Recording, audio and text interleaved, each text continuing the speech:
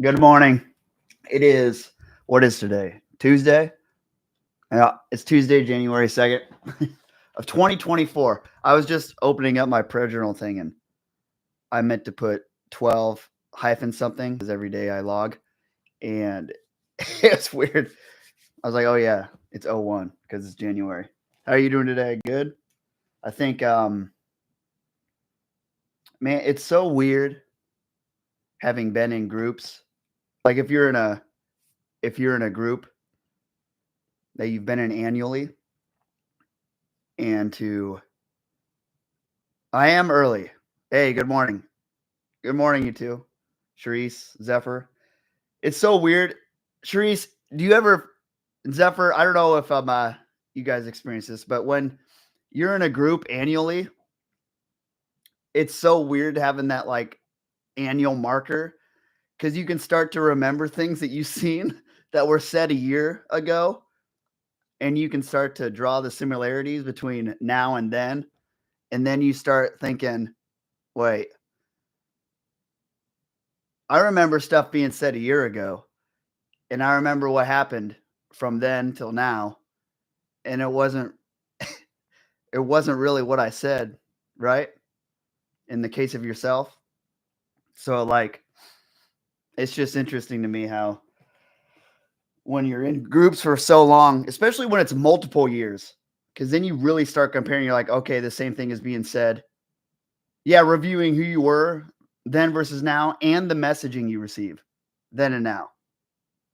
Because if you're receiving the same message year after year and it's more than once, like after the second time of receiving the same message, if it's not doing it for you,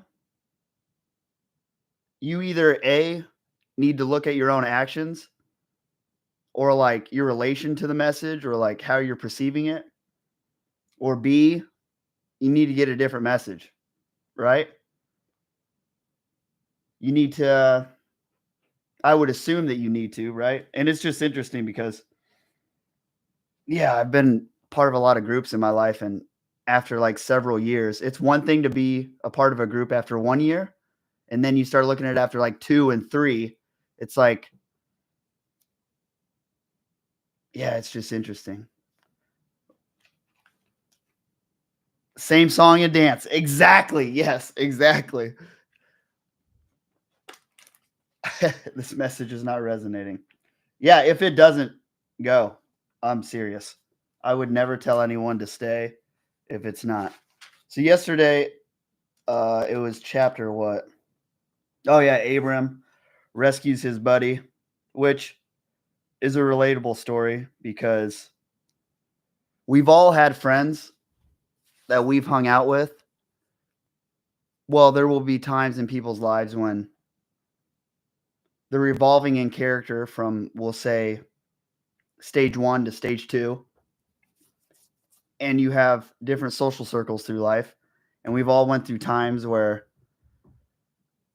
we became a different person and someone from the previous stage came with us, and it doesn't really work in the with the new traits that we attain, our new perspectives, our new activities. And sometimes when that person or friend or whomever, sometimes they start doing things that we're doing and we have to go and save them in some manner.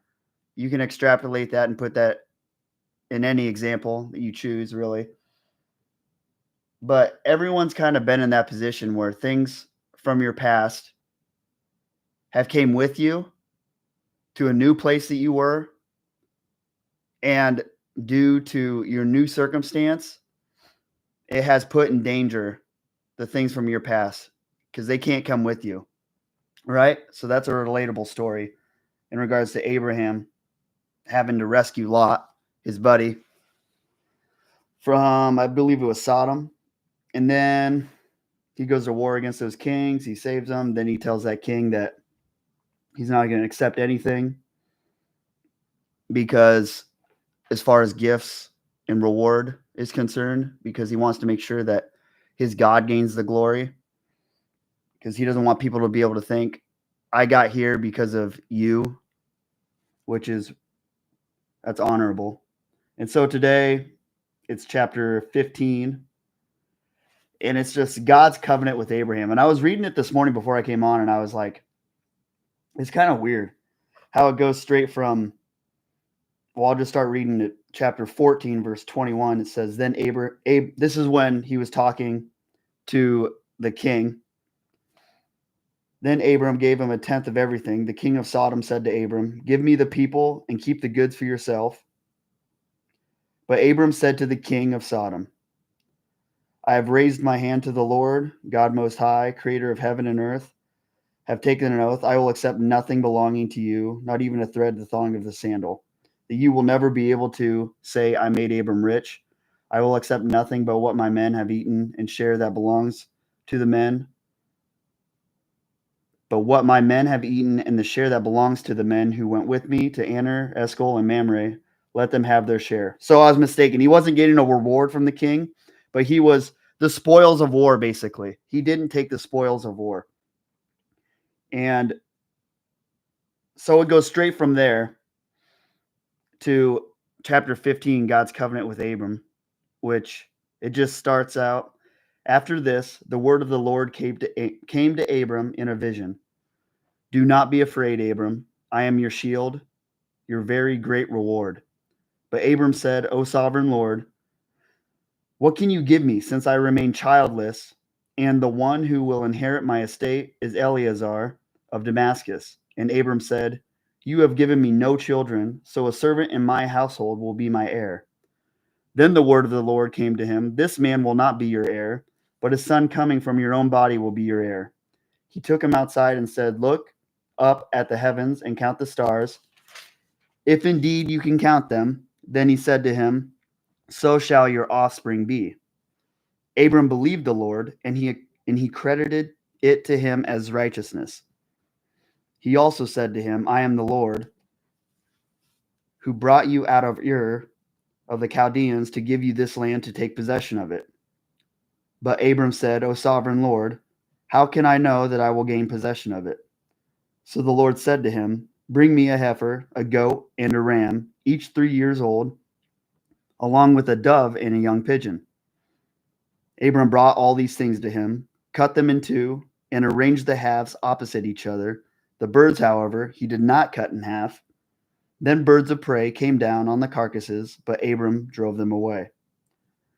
As the sun was setting, Abram fell into a deep sleep, and a thick and dreadful darkness came over him. Then the Lord said to him, Know for certain that your descendants will be strangers in a country not their own. They will be enslaved and mistreated 400 years. But I will punish the nation they serve as slaves, and afterwards they will come out with great possessions. You, however, will go to your fathers in peace and be buried at a good old age. In the fourth generation, your descendants will come back here, for the sin of the Amorites has not yet reached its full measure. When the sun had set and darkness had fallen, a smoking firepot with a blazing torch appeared and passed between the pieces. On that day, the Lord made a covenant with Abram, said, To your descendants, I give this land from the river of Egypt to the great river of the Euphrates, the land of the Kenites, Kenizzites, Kadmonites, Hittites, Perizzites, Raphites, Amorites, Canaanites, Girgashites, and Jebusites. Pretty much every type of people name you can think of. So that's why. So what stuck out to me when I was reading this is it was interesting how Abram, God, you got to think the Cellulites, right? So Abram was given a promise from God. Like he had a vision. He says, After this, the word of the Lord came to Abram in a vision. Do not be afraid, Abram. I am your shield, your very great reward. And then Abram has a question for God. He's like, You're promising me all these things, but I have no children. And if you beginning in the word, if you begin from chapter, I don't know what it was, 12, when God first spoke to Abraham, he was like, Your seed will, will inhabit the whole earth. What do you say exactly? I will make you into a great nation, and I will bless you. I will make your name great. I will bless those who bless you, and whoever curses you, I will curse, and all peoples on earth will be blessed through you. And Abram's probably thinking, well, I don't even have any sons, so I don't really understand how that's going to happen. And then God tells Abram, you will. And then after that, it says, Abram believed. Then he said to him, so shall your offspring be. So he's getting confirmation from God that he's going to have an actual heir. He's going to have a son. And Abram's pretty old at this point, like, which is crazy. And then Abram follows that up with, Abram believed the Lord, and he credited to him as righteousness. And then God replies, I am the Lord who brought you out of Ur of the Chaldeans to give you this land to take possession of it. Then Abram replies, O sovereign Lord, how can I know I will gain possession of it? And what I like about that is he just accepted. So something Abram was yearning for is a son, an heir. He asks God for that. God tells him, hey, you'll gain an heir. You'll get one. Right? He says offspring. So Abram's like, okay, cool. And then right after that, God is like, I'm going to give you this land to take possession of. And then Abram replies, but God, how can I know I will gain possession of it? So have you ever asked maybe a superior something that you wanted and they were like, yeah, you're going to get that. And you believed it because you wanted to believe it. But then they told you something else and it wasn't in like your list of dreams and desires or wants, or you didn't hold it in high as regard as the thing that you initially asked them for. And they told you that, hey, you're going to get this. But then you're like, how's that going to happen? Right. And it just shows like Abram's humanity because he really wanted an heir. So when God's like, you're going to get that, he believed it right away. No questions. Because it says Abram believed the Lord and he credited to him as righteousness. And then the Lord tells him, you're going to take possession of this land. And Abram's response is, how am I supposed to know that? And that's really relatable. And that stuck out to me so much because it takes courage to know you're able to do what you're called to do, because you're going to have so much opposition, not only in where you're going to do the thing, but from within yourself all the time. And it's, hi Vaporama, good morning. And it's hard. Like even before like clicking live on this thing, like I'm like, I'd be lying if I said I didn't have like, what am I doing? You know, like it just is like that. And Charisse, I'm sure you get that with like your nonprofit. You know, I'm sure there's times when before events you're like, am I really leading this? How am I supposed to lead this? Right? Because we know ourselves with all of our armor stripped down that no one else sees. We are like naked, right? People, when they look at others, they see their mannerisms, they pick up the vibes, they see their actions, their rewards, what they've attained in life, their stature. I guess nowadays your digital presence is important. How many followers you have and all that. And when we think of ourselves in here, all that's kind of gone, right? Like we can take pride in it. And when you feel called to something, or when you feel God calling you to something, it can be really hard to believe. I think everyone can relate to that in the story. Zephyr says, courage seems to be a difficult concept for a lot of people. Anymore, it seems. What advice could you give on how to find with courage? It's the same thing I've been saying, basically. It's complicated. There's still some person that replied to a post I had on the 24th of December, and I replied to him saying, I'm going to get back to you on this. And I'm still thinking about it. There's a lot of people I reply that to that are like, how should I do something, something, something? This guy specifically was like, it seems that you have found a peace, because he's known me from my hometown and I was different. And he's seen how much I've changed. And I he's like, I'm super happy to see that in you, but I can't seem to find that peace no matter how hard I try. And I've been thinking about it, what to reply to him. And I'm still thinking about it. Like a lot of people would think that I've just forgotten about him, but it's not how I work, which is a testament to being that wise as a serpent saying. You need to be strategic with how you implement good, because your question is, how can someone build courage and implement it? And it depends. It's like long hair problems. It depends. It's like case by case, because there is no blanket answer. There isn't. There isn't at all. Like if you look in the therapy world, for instance, like if you've ever been to counseling or a psychologist, a therapist, I bet they'd probably tell you what worked for patient 1, 2, and 3, or client 1, 2, and 3 is not guaranteed to work for 4. Anyone that knows about like dealing with your past or trauma, which has a resulting effect on how you can implement courage in your life now, knows that it's like case by case basis.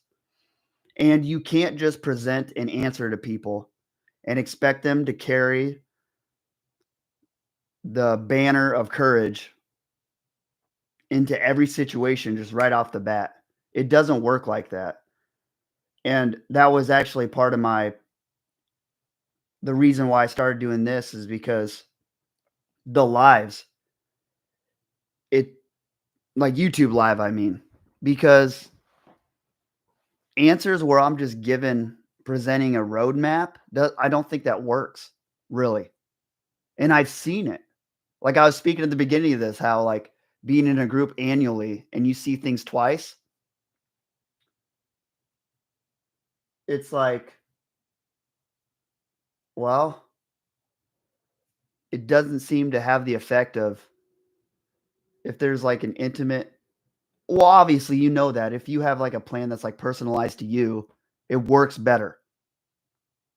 Now, there's something to be said about giving a template to people and then they can form it, construct it however they need. But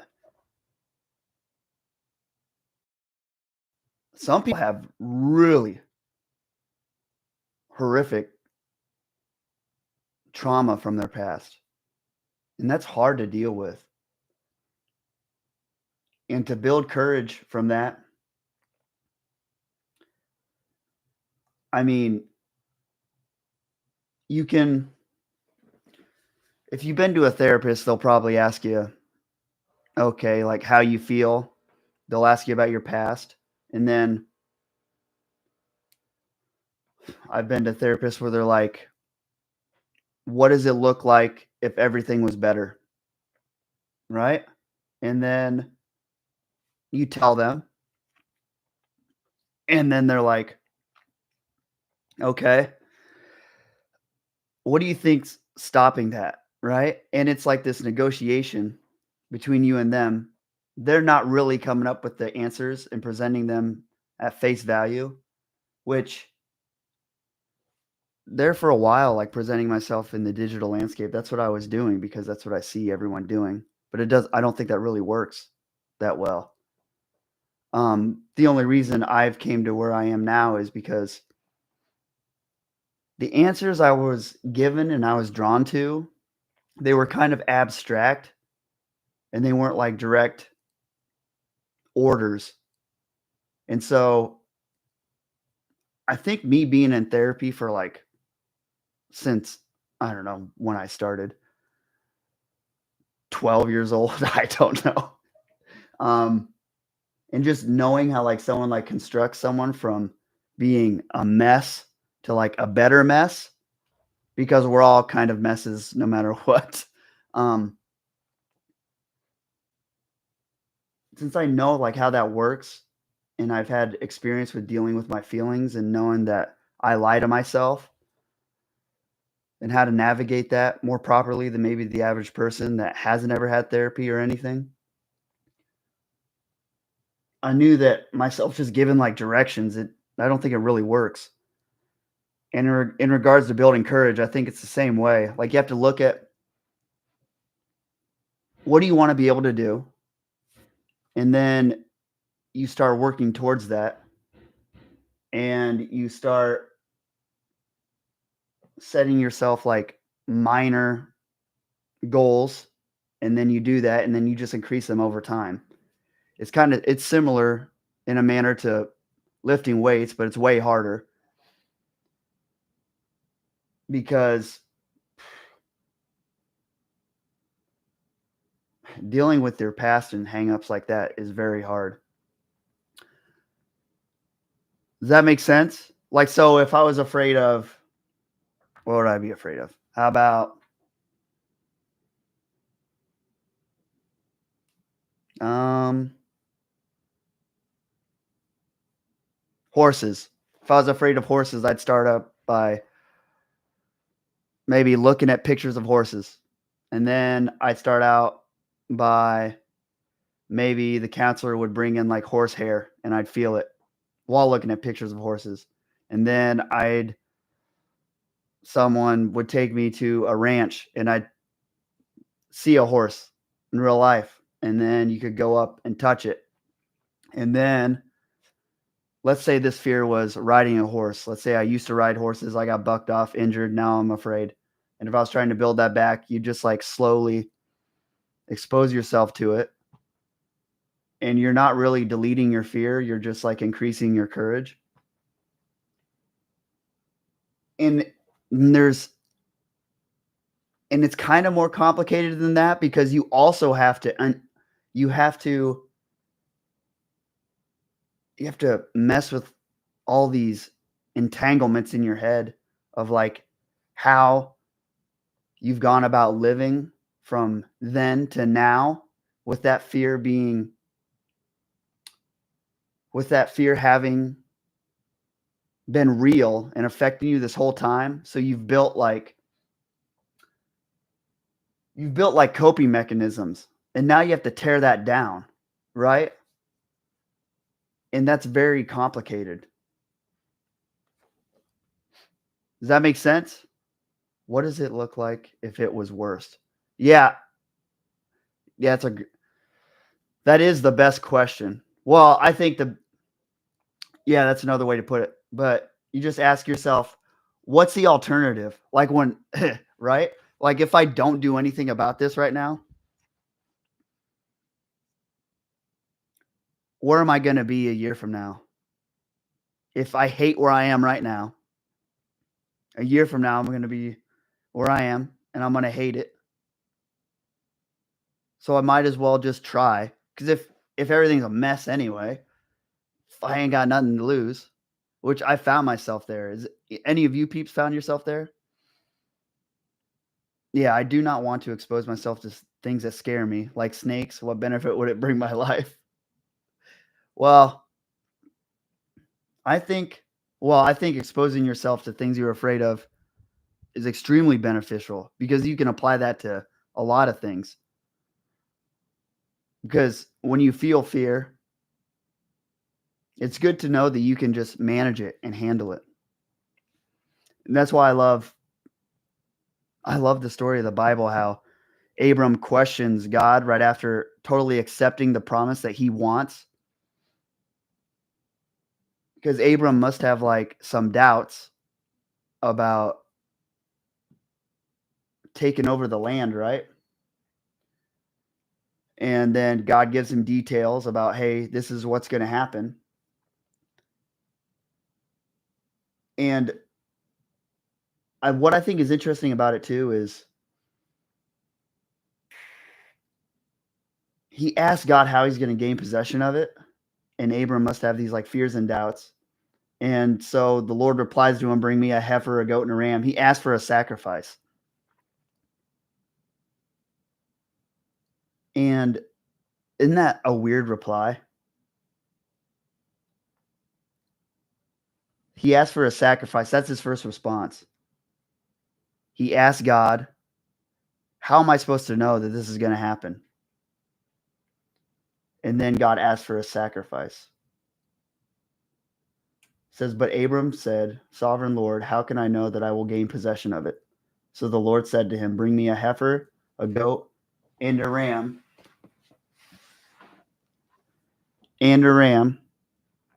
Each 3 years old, along with a dove and a young pigeon.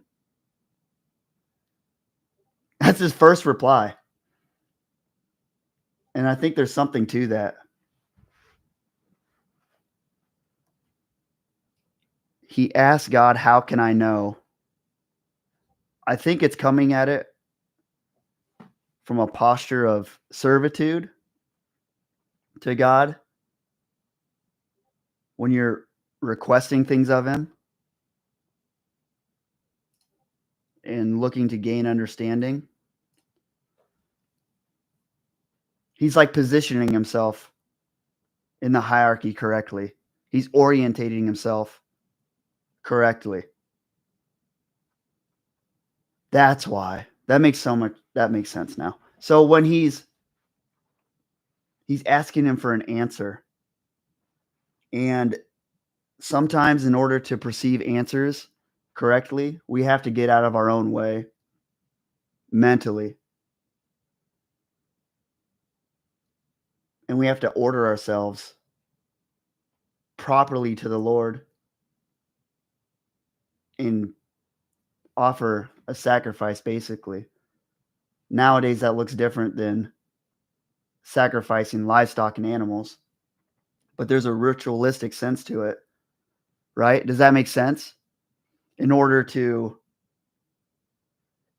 properly receive advice from somebody, you have to position yourselves to them in a conversation wherein you can receive it and be open to it. Yep. Also sacrificing your fear. That's good too. That is good. Does that make sense? That when you're seeking advice from someone, you need to orientate yourself properly in position to them, even conversationally. And in this case, he's physically going through actions that are positioning himself as the receiving end, right? He's lowering himself to receive. Yep, you sacrifice your point of view and your thoughts. Exactly. That's right. Yes. And so, and I don't think it's a coincidence that God has specificity to how he gave Abram instruction to orientate himself to receive what God was going to tell him. Because right after this, God tells him more details. It says Abram fell into a deep sleep and a thick and dreadful darkness came over him, which is interesting that they said thick and dreadful darkness. Then God gives him the details. But right after he offers this sacrifice, it says, then birds of prey came down on the carcasses, but Abram drove them away. So even that's depicting that when you are going to do the correct thing, when you feel called and you're like validating this or seeking guidance from the spirit of truth, basically, from God, things will come to steal that away. And birds of prey, They feed on dead things. Huh. Why is that? Why are they birds of prey? Well, their sacrifices are already dead. There has to be significance to that. That's the thing about the Bible is like everything's there for a purpose, right? Yeah, dead thoughts.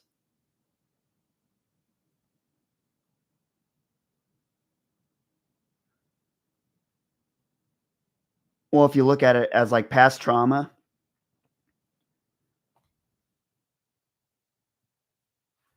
like psychologically, when you look at past trauma, you have to be able to look at it, look at the events that happened to you, and be able to expose yourself to them and basically sacrifice them. And I guess the birds of prey could represent maybe your fears trying to want to hang on to past trauma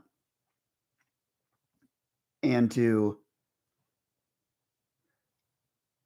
they take him away from being a sacrifice, right? So he was positioning these animals on whatever he was, maybe it was an altar or whatnot. And these birds were going to take them away from the correct positioning as a sacrifice. But he drove the birds away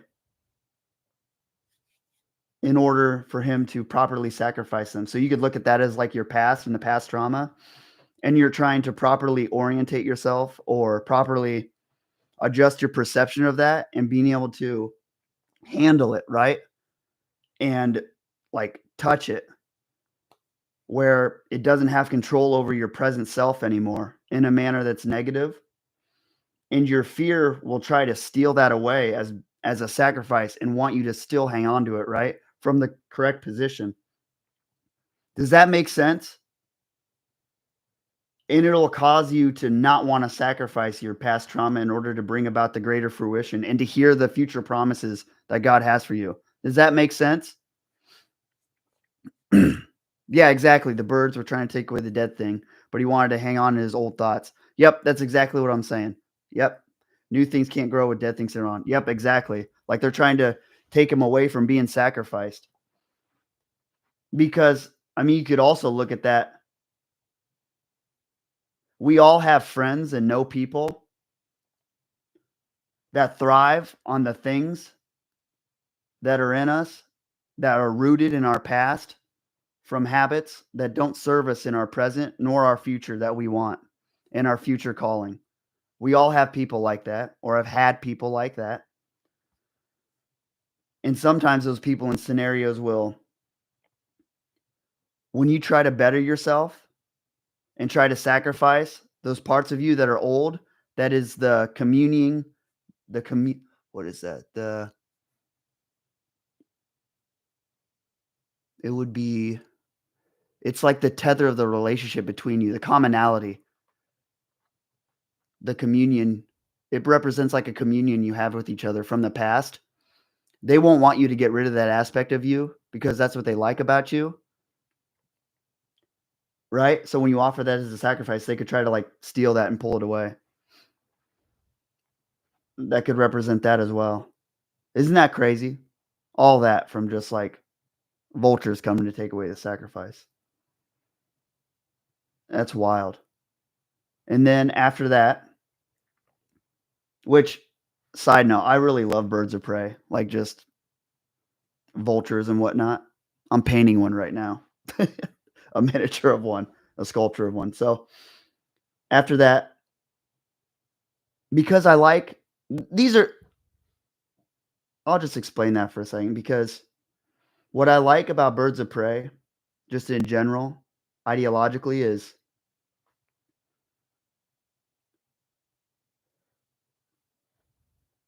they prey on dead things, right? They eat dead things. But when they're eating it, they're turning it into good nutrients in their body. And I've always thought of it as having like taking things that are dead and they're turning it into a positive resource within themselves. And vultures and birds of prey, they have the ability to look at things that other people look at and they see a dead carcass on the road that's rotting, but to them, they turned it into treasure, right? That's like used to fuel their activities. Does that make sense? Does that make sense, you guys? That's why I love birds of prey. Like, it's disgusting to some people, but I think it's amazing when people can take things that other people just pass up all the time and would say is dead, and they're able to manifest something positive from it. They see something in that dead thing that no one else really sees. And that's always interested me. And they're not afraid to go and grapple with the things that are dead or the things that are disgusting to other people. They're not afraid to go like put their face in it, to eat it. Like, how intimate of an interaction is that? Right? Yes. Right? Does that make sense? I love vultures, like birds of prey. It may be disgusting to some people, but I think they're badass. All right, so after that, Abram drives the birds away, and then God gives him this promise. And it's really interesting how, as the sun was setting, Abram fell into a deep sleep, and a thick and dreadful darkness came over him.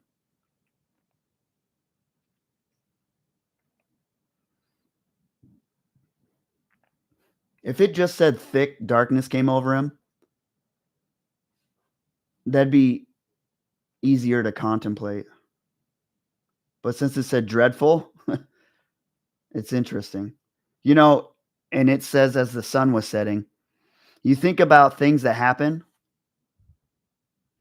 like we're all afraid of monsters in the dark because the things that happen in life, like malevolence or acts of evil, things that criminals do, or things that people have done, they usually do them in the dark, right? I heard Jordan Peterson just say that, and it's so true. And in the dark, but I also think in the dark, where those monsters are, that's where you attain your courage, like within yourself. I think it kind of represents how it went dark. Abram fell into his sleep, and a thick and dreadful darkness came over him. Then the Lord said to him, know that for certain that for 400 years your descendants will be strangers in a country, not their own, and they will be enslaved and mistreated. But I will punish the nation they serve as slaves, and afterward they will come out with great possessions. He was talking about the Hebrews and the getting enslaved by Egypt, which later they get freed by him, God, through Moses. And then he says, you, however, talking about Abram in this verse, he says, you, however, will go to your ancestors in peace and be buried at a good old age. In the fourth generation, your descendants will come back here, for the sin of the Amorites has not yet reached in its full measure. And I think the revelation doesn't come to him until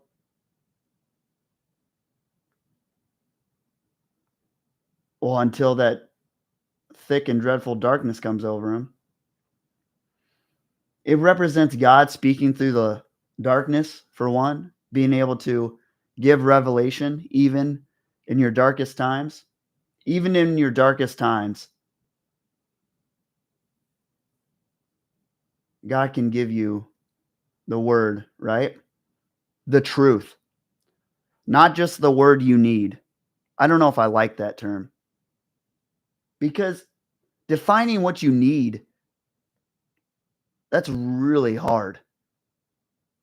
That's really hard as people, period.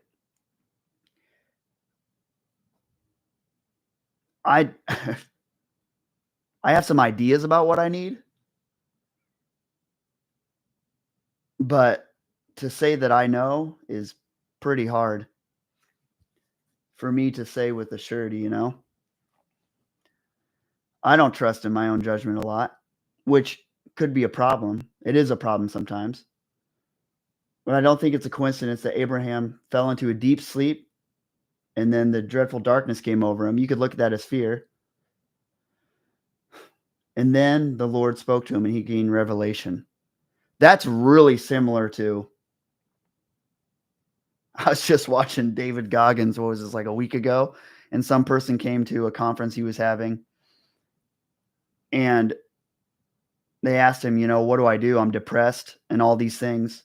And David Goggins is a guy, if you don't know, he's a ultra endurance athlete, ex-Navy SEAL.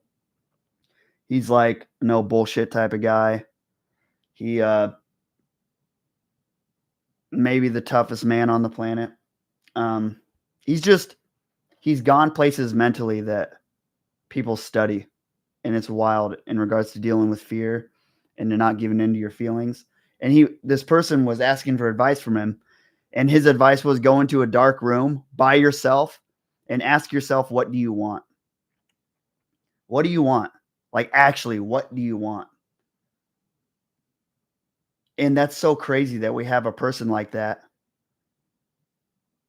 you literally see them dealing with fear and trial and burden and overcoming that every day, all the time. And in the Bible, Abraham, who's depicted as the man of faith, in order to get clarity on his calling here, Abraham fell into a deep sleep and a thick and dreadful darkness came over him. That's interesting, isn't it? Is that right? Does that make sense? Like, there's been a lot of times where I had to like go into really dark places within myself in order to gain clarity on what I want to do. Like, I had to like face my fears. And maybe the dreadful darkness, I wonder if it just felt dreadful. Because there's a difference between the darkness being dreadful itself and the darkness just feeling dreadful. And then the Lord gave him clarity.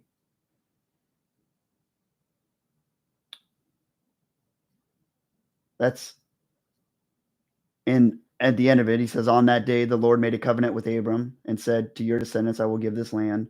And then he names all the, Kenites, Cadmonites, and all that. But he makes a covenant with him, which he does follow up on later. But it took Abraham falling into a deep sleep and being consumed in this dreadful darkness. And the Lord spoke through that. And I don't know if the Lord sent that or not. I don't know. Or if it has to do with positioning yourself again and facing your doubts and fears in order for the Lord to like turn them on its head. Does that make sense?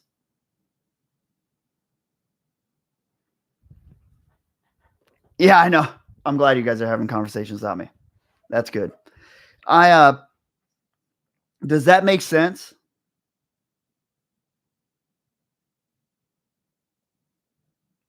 Any of you have any questions or takeaways from that? I'm going to be wrapping up here. I'm probably going to come back to this one tomorrow for like a part 2 or something. It says when the sun had set and the darkness had fallen. And then after that, the Lord made a covenant. So it seems like Abram had to deal with some sort of darkness first before the revelation came. All right, it does. Good. That's perfect timing. It's 8:59. I have a meeting in 1 minute at work. So yeah, I love you. And thank you, Peace, for coming. And I know, man, I know it's hard to build courage, but it's like you have to be able to face the things that are really bothering you in order to overcome them and like free yourself from the chains of them.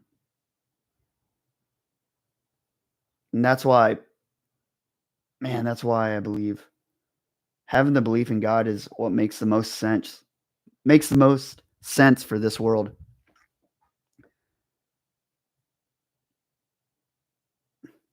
Because you orientate yourself from the higher power and like it's outside of your reason and understanding. So it doesn't get caught up and entangled in the web of the lies you tell yourself and your fears. And God's so good. And so I'm going to get out of here. And I love you and I thank you. And you guys have a great rest of your day. And for anyone that watches this later, if they do, I love you too. And I'll see you tomorrow around 8 again. I might be earlier than that because I need to adjust this to make this longer, I think. That's what I believe. I love you guys, and I'll talk to you tomorrow. Have a great day.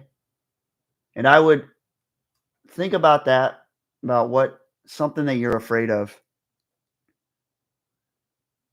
I really would think about that. Like, look at yourself from a year from now and how you're dealing with that fear or how you want to deal with that fear. And then ask yourself, what am I going to do about it? What can I do about it? And sometimes that's really hard and it hurts. But God can get you through it. And the alternative is you just stay afraid. And if you really get sick of it, you don't want that anymore. It's miserable. And at the end of this life, I think you want to be able to look back and be like, I dealt with the fears that I had in the best way that I knew how. Right? And I let my faith just like drive through everything. That's what you should rely on. It's really hard. I even deal with it. I am dealing with it myself. So I love you and I thank you. Have a good day. I'll see you tomorrow. Peace.